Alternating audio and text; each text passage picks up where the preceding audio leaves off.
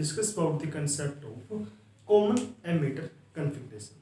अगर हम previous lecture की बात करें, प्रीवियस लेक्चर में हमने कॉमन बेस कॉन्फ़िगरेशन क्या होता है, उसकी इनपुट कैरेक्टरिस्टिक्स और उसके आउटपुट कैरेक्टरिस्टिक्स को हम कर चुके हैं. ठीक है, आपको उस वीडियो का लेक्चर हमारे डिस्क्रिप्शन में मिल जाएगा, वहाँ से आप उसको देख सकते हैं और आसानी से उसको समझ सकते हैं.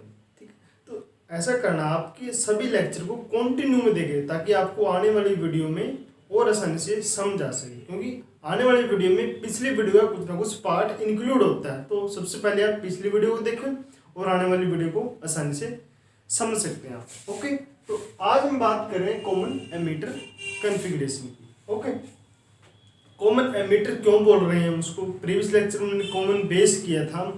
कॉमन बेस का क्या मतलब था कि हम बेस को इनपुट सेक्शन में भी ले रहे हैं और आउटपुट सेक्शन में भी ले रहे हैं. ठीक है, बेस को हम दोनों सेक्शन में इंक्लूड कर रहे हैं. सिमिलरली यहाँ पर करेंगे. कॉमन एमिटर कॉन्फ़िगरेशन का क्या मतलब है, हम एमिटर को, ये आपका एमिटर है, ये एमिटर और ये बेस और ये क्या आपका कलेक्टर है. कॉमन एमिटर का मतलब क्या है, एमिटर सेक्शन को हम इनपुट सेक्शन में भी लेंगे और क्या करेंगे, आउटपुट सेक्शन में भी हम इसको इंक्लूड करेंगे. ओके, ये आपका क्या है, अगर हम बात करें NPN transistor, NPN transistor. Okay, emitter base junction current की डायरेक्शन क्या होती है, पॉजिटिव टू नेगेटिव होती है, पॉजिटिव टू नेगेटिव. तो इसमें से करंट क्या करेगा, आपका इस डायरेक्शन में जाएगा बाहर की तरफ, वो क्या होगा, आपका आई ई होगा. ओके, तो सबसे पहले हम इसको बाइजिंग कर लेते हैं. ओके, ये आपका जंक्शन J1 है और ये आपका जंक्शन J2 है. जंक्शन J1 किसकी बीच का है, ये बेस और एमिटर, बेस और एमिटर. ये जंक्शन J1 क्या करोगे आप, फॉरवर्ड बाइज करोगे, क्योंकि हम किसी भी ट्रांजिस्टर को क्या करते हैं, एक्टिव रीजन में काम करवाते हैं. एक्टिव रीजन में काम करवाने के लिए क्या करते हैं, हम इसको इनपुट सेक्शन को फॉरवर्ड बाइज करते हैं और आउटपुट सेक्शन को क्या करते हैं, रिवर्स बाइज करते हैं. ओके, जंक्शन J1 आपका क्या है, फॉरवर्ड बाइज है. आउटपुट सेक्शन में क्या है, जंक्शन J2 है, क्योंकि ये कलेक्टर और एमिटर के साथ कनेक्टेड है. तो जंक्शन J2 क्या आपका कलेक्टर टू एमिटर है, तो कलेक्टर टू एमिटर वो क्या आपका रिवर्स बाइज होगा. ओके, ये आपका जंक्शन J1 और जंक्शन J2. ओके, जब आप जंक्शन J1 को फॉरवर्ड बाइज कीजिए, यहाँ पर क्या है, पॉजिटिव, पॉजिटिव को क्या होगा, आप पॉजिटिव से कनेक्ट करोगे और ये क्या होगा, बैटरी का नेगेटिव होगा. ये कौन सी वोल्टेज होगी आपकी, VBB, क्योंकि क्या है, बेस टर्मिनल पर अप्लाई की हुई है हमने यहाँ. ठीक है, अब हम आउटपुट सेक्शन की बात करते हैं. आउटपुट सेक्शन क्या आपका रिवर्स बाइज है. रिवर्स बाइज मतलब नेगेटिव को पॉजिटिव से कनेक्ट करेंगे हम. यहाँ पर क्या है, ये नेगेटिव है. ये वोल्टेज कौन सी आपकी, VCC वोल्टेज है. VCC की क्यों नाम दिया हमने, क्योंकि ये क्या है, कलेक्टर टर्मिनल पर अप्लाई है और यहाँ से क्या है, ये ग्राउंड है.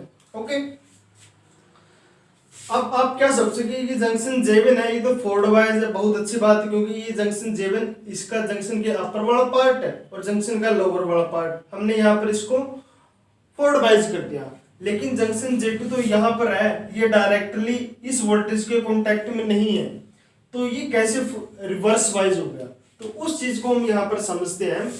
तो ये कितनी वोल्टेज के साथ रिवर्स बाइज होगा, ये उस कंसेप्ट में आ जाता है आपके पास. मान लीजिए यहाँ पर मैंने वोल्टेज अप्लाई लगाई है, 7 वोल्टेज मैंने यहाँ से अप्लाई किया और ये VBB वोल्टेज कितनी है, यहाँ पर वोल्टेज, यहाँ पर ये कौन सी आपकी, मान लीजिए 5 वोल्ट है इस टर्मिनल पे. जंक्शन J2 आपका कैसे रिवर्स बाइज होगा, जो इसके बिल्कुल पास में वोल्टेज है, एक तो यहाँ पर वोल्टेज होगी और एक इसके इस साइड में वोल्टेज होगी. यहाँ पर कौन सी वोल्टेज आपकी 7 वोल्ट है, यहाँ पर कौन सी वोल्टेज आपकी 5 वोल्ट है. तो ये कितने वोल्टेज से रिवर्स बाइज हुआ, 7 - 5 = 2 वोल्ट. 2 वोल्ट की बैटरी से ये क्या हुआ, रिवर्स बाइज हुआ. तो हम कैसे लिखेंगे इसको, यहाँ पर VCC - VBB. ओके, मैं इसको यहाँ से रब कर रहा हूं. तो यहाँ पर कौन सी वोल्टेज के साथ ये रिवर्स बाइज हुआ, junction J2, VCC - VBB. Okay, तो जंक्शन J2 आपका रिवर्स बाइज, जंक्शन J1 आपका फॉरवर्ड बाइज होगा. ओके, हम प्रीवियस लेक्चर में 2 इक्वेशन फाइंड आउट करके आए हैं. वो कौन सी इक्वेशन है, एक तो होती है आपकी आई करंट कौन सा होता है, आई बी प्लस आई सी। यहां पर बनाइए आप, आई करंट तो आपने बना लिया क्योंकि ये बाहर की तरफ मूव कर रहा है, ठीक है। अब आई बी करंट क्या होगा यहाँ पर इसका, इस डायरेक्शन में, ये क्या होगा आपका आई बी करंट होगा। और आई सी करंट क्या होगा इसका, इनकमिंग करंट होगा। आई बी भी इनकमिंग करंट और आई सी भी क्या होगा इसका इनकमिंग करंट होगा, क्योंकि हम इस इक्वेशन को पहले हम कर चुके हैं। आई ई क्या होता है आपके पास, आई बी प्लस आई सी। एक और इक्वेशन हम करके आए हैं आपके पास, वो क्या होते हैं आपके पास I C is equal to alpha I E plus I C D O. हम दो इक्वेशन प्रीवियस लेक्चर में करके आ चुके हैं, इन दो इक्वेशन का यूज हम आज वाले लेक्चर में हम करने वाले हैं। ओके, ये हमने इसकी कॉन्फ़िगरेशन को बना लिया। अगर हम इसको ट्रांजिस्टर के फॉर्म में बनाए, सबसे पहले ट्रांजिस्टर के फॉर्म में कैसे बनेगा आपके पास ये, अगर ये आपका एनपीएन ट्रांजिस्टर है, अगर ये आपका एन और ये पी और ये आपका अगेन एनपीएन ट्रांजिस्टर है, ये आपका क्या एमीटर, अगर मैं इसको रेड पेन से लिखूं एमीटर, ये आपका बेस और ये आपका क्या है कलेक्टर है, ये आपका क्या है एमीटर है। ओके, अगर करंट के डायरेक्शन की बात करें, करंट की डायरेक्शन क्या होगी, positive to negative emitter base पे क्या हो गया करंट है आपका आई करंट, यहां से आपको ऐसे डिनोट करेंगे, ये आपका क्या है आई बी और ये क्या है आपका आई, इस डायरेक्शन में आई सी। बिल्कुल सेम टू सेम बनाया हमने। तो यहां पर क्या होगा, ये वोल्टेज कौन सी है इसकी, यहां से लेके यहां तक वोल्टेज, यहां से लेके यहां तक वोल्टेज, ये वाली वोल्टेज मतलब इस पॉइंट से लेके इस पॉइंट तक वोल्टेज। अगर हम ट्रांजिस्टर की बात करें तो ये वीबी भी यहाँ पर है, यहाँ पर कुछ रेजिस्टेंस होगी, उसके थ्रू वोल्टेज को ड्रॉप हो जाएगी। बिल्कुल इसके यही इस पॉइंट पे और इस पॉइंट पे वोल्टेज होती है, उसको हम क्या लिखते हैं वी बी ई। फिर बिल्कुल इसके एग्जैक्ट इस पॉइंट पे बेस पे और एमीटर पे जो वोल्टेज होती है उसको क्या लिखते हैं वी बी ई, ठीक है। हम इसको कभी भी वी ई बी नहीं लिखेंगे, उसका रीजन भी हम प्रीवियस लेक्चर में आपको बता चुके हैं। ओके, तो हम इसको यहां पर क्या लिखेंगे वी बी ई। ओके, अब ये आपकी क्या थी इनपुट वोल्टेज थी, आपकी आउटपुट वोल्टेज क्या होगी, यहाँ पर आउटपुट वोल्टेज क्या होगी आपकी ये वाली voltage collector to emitter V C E, ठीक है। ये क्या होगी आपकी कलेक्टर टू एमीटर वोल्टेज, जो क्या होगी आपकी आउटपुट सेक्शन में होगी। अब देखो आप इनपुट में क्या होगा और आउटपुट में क्या होगा आपके पास, इनपुट में और आउटपुट में, ठीक है। इनपुट में करंट कौन सा होगा आपका आई बी करंट क्या होगा आपका, इनपुट में करंट है और इनपुट में वोल्टेज क्या है आपका वी बी ई। ये क्या है आपका इनपुट में करंट और इनपुट में वोल्टेज। अब हम बात करते हैं आउटपुट के। आउटपुट में करंट क्या होगा, आउटपुट का करंट क्या आपका आईसी है, आईसी करंट क्या आपका आउटपुट में है। आउटपुट में वोल्टेज क्या है आपकी वी सी ई, ये आपका इनपुट में और ये आपका आउटपुट में। ओके, अगर हम एक इक्वेशन की और बात करें, वी सी ई वोल्टेज क्या आपके पास, यहां से लेके यहां तक की वोल्टेज, ये क्या है आपके पास वी सी ई, ये किसके बराबर होती है। मान लीजिए ये वोल्टेज क्या आपकी 7 वोल्ट है, मान लीजिए यहां से यहां तक की वोल्टेज क्या है 7 वोल्ट है, जो मैंने यहां से अप्लाई किया। एक सेकंड के लिए आप मान लीजिए वो कैसी आएगी, जो यहां से लेके यहां तक की वोल्टेज है और जो यहां से लेके यहां तक की वोल्टेज है। ओके, यहां से लेके यहां तक की वोल्टेज कितनी है 5 वोल्ट है और यहां से लेके यहां तक की वोल्टेज कितनी है 2 वोल्ट है। तो वो क्या आएगा आपके पास 7 वोल्ट कैसे आएगा आपके पास 5 प्लस 2, 5 प्लस 2 कैसे आया, 5 कौन सी वोल्टेज आपके पास ये VBE, जो ये वाली वोल्टेज है, और ये वाली वोल्टेज कौन सी है आपके पास VBC। ये क्या हो गया आपके पास VCE किसके बराबर आएगा, this voltage plus this voltage VBE plus VBC। ये क्या होगा आपके पास एक और इक्वेशन आ जाएगी, इसको हम कैसे लिखेंगे, इसको ऐसे लिखेंगे। ओके, ये बड़ा इंपॉर्टेंट आपके पास एक रिलेशन है। ठीक है, तो this is all about the common emitter configuration. अब हम इसके गेन फैक्टर को फाइंड आउट करेंगे। ओके, तो कॉमन बेस में हमने क्या किया था, सबसे पहले कॉमन बेस में आउटपुट, कॉमन बेस में हमने ये इक्वेशन को फाइंड आउट किया था कि IC equal to alpha IE।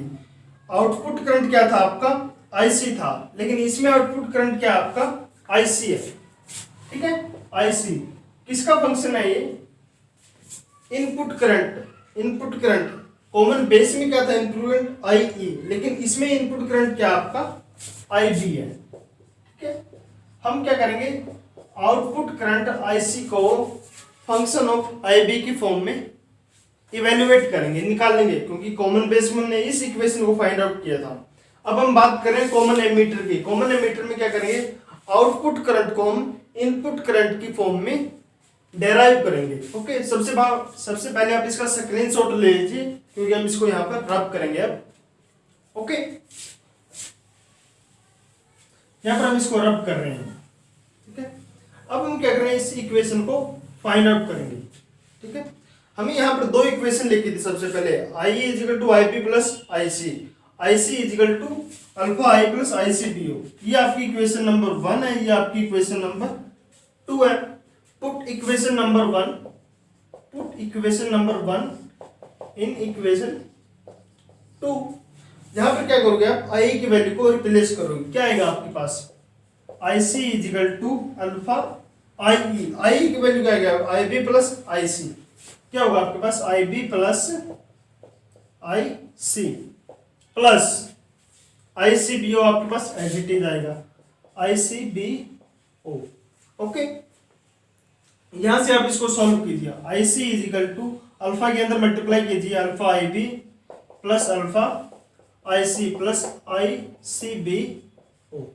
इस IC को यहां से जाके क्या करोगे, माइनस कर दीजिए। वो क्या आएगा आपके पास, अगर मैं IC को कॉमन लूंगा, 1 minus alpha is equal to alpha IB plus ICBO। Okay, sorry, यहां पर डिवाइड कीजिए 1 minus alpha divide by 1 minus alpha factor से ऑन बोथ साइड इसको डिवाइड कीजिए। क्या आएगा आपके पास, ये IC है, यहाँ पर IC, ये डिवाइड में लिखो कैंसिल हो जाएगा। यहाँ पर क्या आएगा आपका, alpha upon 1 minus alpha multiply by IB plus 1 upon 1 minus alpha ICBO। ये आ गया आपके पास एक इक्वेशन। इसका इक्वेशन का नाम ले लेते हैं हम equation number 3।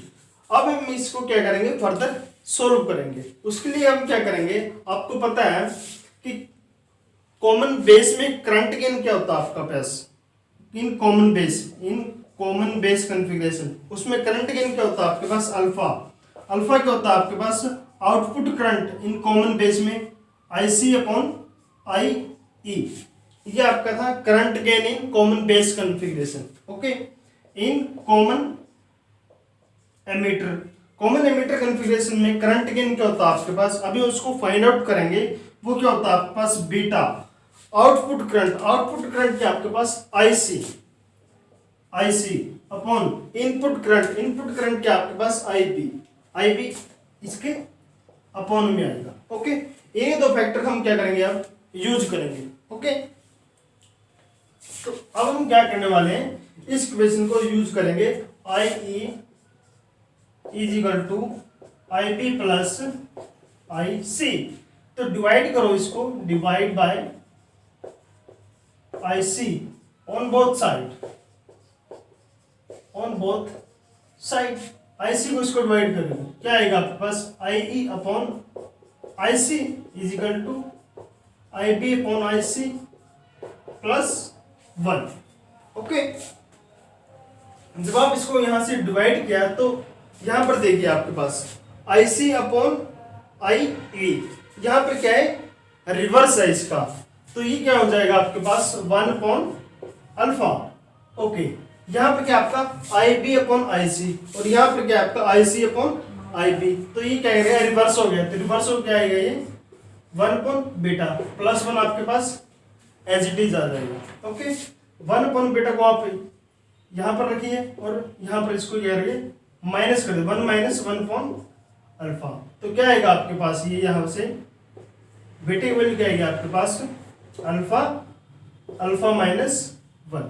Okay, 1 minus beta आएगी वैल्यू। ओके, अब आप बीटा की वैल्यू को फाइंड आउट करें। बीटा की वैल्यू क्या आएगी, आप इसको रिवर्स कर दीजिए। बीटा की वैल्यू अल्फा ओवर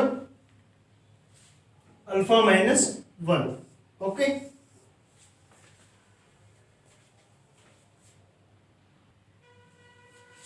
यहां पर हम एक मिस्टेक कर रहे हैं। वो क्या मिस्टेक है हमारी, 1 बाई बीटा आपके पास एज इट इज है, ये आपका जाके माइनस हो जाएगा। तो यहाँ पर क्या होगा आपके पास, 1 माइनस अल्फा माइनस 1 आएगा यहाँ पर आपके पास। तो यहाँ पर क्या बनेगा आपके पास, 1 माइनस अल्फा बनेगा। तो यहाँ पर क्या आएगा आपके पास, 1 minus alpha, alpha divided 1 minus alpha. Okay, आपके पास ये इक्वेशन नंबर क्या आ गई, 4 आ गई। अब हम क्या करेंगे, इसमें ऐड करेंगे 1 को in both side, add +1 on both side. क्या आएगा आपके पास, beta +1 alpha over 1 minus alpha +1। तो आप इसको सोल्व कीजिए, क्या आएगा आपके पास, 1 minus alpha LCM, alpha plus 1 minus alpha, alpha से अल्फा कैंसिल हो गया आपके पास, सॉरी यहाँ क्या आएगा आपके पास, beta +1 is equal to 1 over 1 minus alpha. ये क्या आएगा आपके पास, equation number 5। Okay, equation number 5 क्या आएगी आपके पास, beta +1 is equal to 1 minus alpha. Okay, यहां से आप क्या करोगे, इस वैल्यू को, जो दो वैल्यू है इक्वेशन नंबर 4 और इक्वेशन नंबर 5 को, यहां पर आप इसको पुट अप कीजिए इक्वेशन नंबर 3 में। ओके, तो यहां पर हम इसको रब कर रहे हैं क्योंकि ये वैल्यू आपकी हो चुकी है। ओके, अब हम क्या करेंगे, यहां से वैल्यू इसको रिप्लेस कीजिए, ये equation number 4 equation number 5, put equation 4 and 5 in equation number क्या आएगी 3 में, पुट अप करो। क्या आएगा आपके पास, IC is equal to alpha upon 1 minus alpha, ये क्या है आपके पास, beta, beta multiply by IB as it is, plus 1 over 1 minus alpha, ये इसकी वैल्यू क्या है आपके पास, beta +1। Okay, multiply by ICBO। Okay, ये आपकी यही एक इक्वेशन आ गई। ओके, ये जो ये फैक्टर है यहां पर, इसको हम यहां पर क्या लिखेंगे, ICEO। कॉमन बेस में हमने क्या किया था, कॉमन बेस की अगर हम बात करें तो कोलेक्टर और बेस के थ्रू हमने क्या की थी, आउटपुट सेक्शन को हमने इससे कंसीडर किया था, और एमिटर टर्मिनल जो कि थर्ड कंपोनेंट था उसको हम क्या कर रहे थे, ओपन कर रहे थे। इसमें हम क्या करेंगे, कोलेक्टर और एमिटर के थ्रू हम क्या करेंगे, आउटपुट वोल्टेज को करेंगे मेजर करेंगे। इनपुट में क्या आपका बेस है, बेस IB, तो IB करंट को हम क्या करेंगे, यहाँ पर IB करंट आपका थर्ड कंपोनेंट क्या आपका IB, या फिर कह लीजिए आप बेस को क्या करोगे, ओपन करोगे। ओके, यहाँ पर इसकी अगर बात करें, ये क्या आपका कोलेक्टर। ओके, अगर इसकी बात करें एमिटर, थर्ड कंपोनेंट आपका बेस, जो कि क्या है इनपुट में, वो क्या रखेंगे हम यहाँ पर ओपन रखेंगे। तो इसलिए इसका नाम क्या रखेंगे हम यहाँ पर, IC is equal to beta IB plus ICEO। Okay, तो ये होगी आपकी एक इक्वेशन। ठीक है, तो यहां पर क्या आता है, रिजल्ट आपका निकला IC is equal to beta IB plus ICEO। ICEO को हम यहां पर क्यों लिख रहे हैं, क्योंकि ये कॉमन एमिटर कॉन्फ़िगरेशन की बात कर रहे हैं। यहाँ पर कॉमन बेस में मैंने क्या लिखा था, ICBO। ओके, हम इसको यहाँ पर रब कर रहे हैं, आप इसका स्क्रीनशॉट ले लीजिए सबसे पहले। ओके, तो यहाँ पर क्या किया हमने,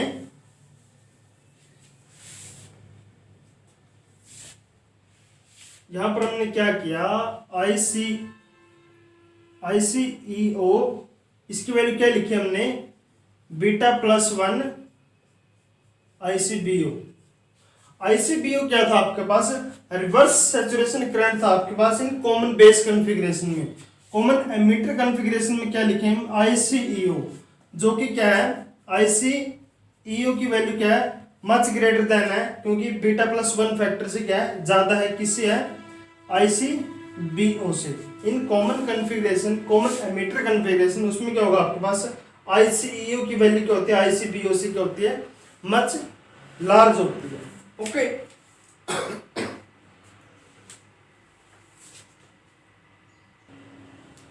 ओके तो यहां पर क्या होती है, ICEO की वैल्यू मच लार्ज होती है ICBO से।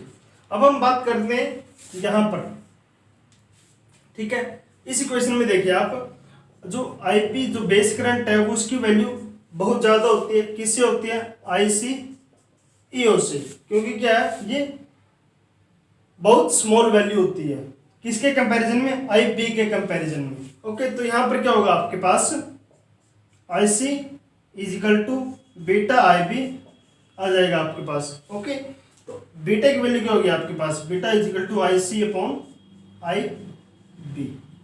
सबसे पहले हमने यही तो लिखा था कि बीटा की वैल्यू क्या होती है, output current by input current. Output current क्या है आपके पास, IC अपॉन IB, ये हो गया आपका करंट गेन। इसको हम यहां पर लिख रहे हैं करंट गेन,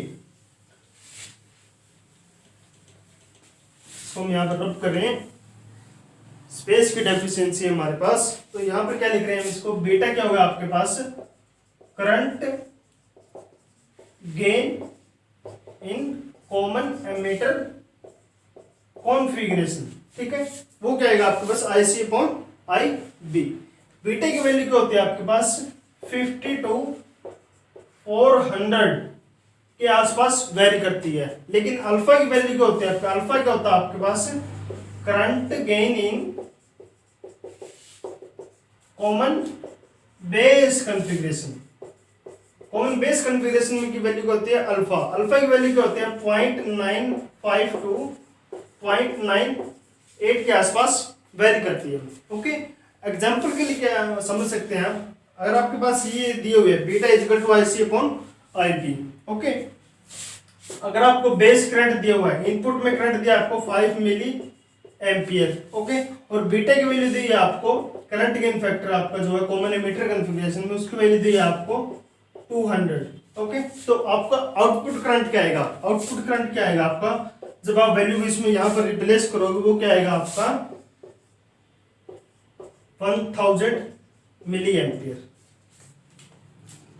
तो बेसिकली क्या होता है, यहाँ पर जो कॉमन बेस कॉन्फ़िगरेशन है, जो प्रीवियस की कॉन्फ़िगरेशन है, वहां पर क्या होता है, एज ए ट्रांजिस्टर काम क्या करता है, ट्रांजिस्टर में क्या करता है, transfer of A resistance, transfer of A resistance. तो वहां पर क्या होता है, वोल्टेज क्या होता है, एम्पलीफाई होती है, वोल्टेज वोल्टेज एम्पलीफाई होती है आपके पास, वोल्टेज एम्पलीफाई होती है। लेकिन यहाँ पर क्या है, इनपुट करंट आपने बहुत कम दिया था, आउटपुट करंट आपको बहुत लार्ज मिल रहा है। तो कॉमन एमिटर कॉन्फ़िगरेशन को हम कैसे यूज करेंगे, कॉमन एमिटर कॉन्फ़िगरेशन को